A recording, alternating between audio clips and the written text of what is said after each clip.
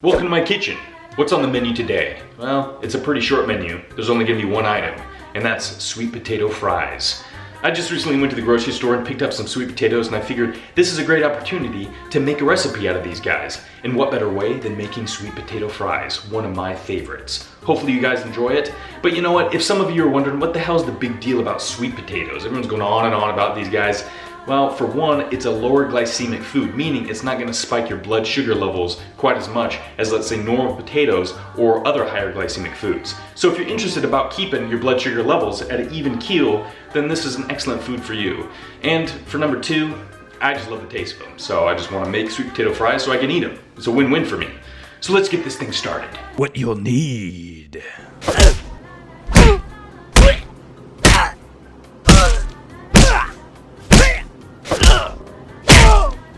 The first step is taking your sweet potato over to the sink and scrubbing it really well. This is going to remove any kind of dirt and get it nice and clean and ready to eat. The next step is cutting off both ends of the sweet potato. And then cut one side off of the sweet potato so that way you can flip it over and it'll lie flat on the cutting board. It'll be a hell of a lot easier to cut that way. Now all you have to do is cut it in a fry shape. Pretty simple. Once you have your sweet potatoes all cut up and they resemble fries, go ahead and place them in a bowl.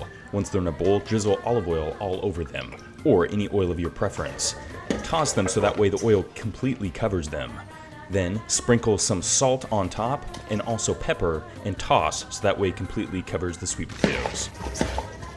So we have everything mixed up in the bowl. It's all ready to go. We have our oven preheated to 450 degrees. We're gonna put these sweet potatoes in the baking tray or baking pan, and first laying down the tin foil and just kind of placing them evenly throughout there, and we're gonna slip them right into the oven. We're gonna let it cook for about 10 minutes or so before we check on them and flip them over to make sure they're nice and crispy and golden brown on all sides.